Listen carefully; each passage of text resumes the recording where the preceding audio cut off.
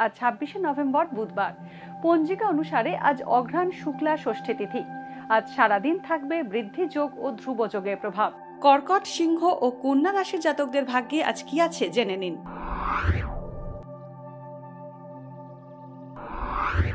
কর্কট রাশি, স্নায়ুর সমস্যা আজ বাড়তে পারে।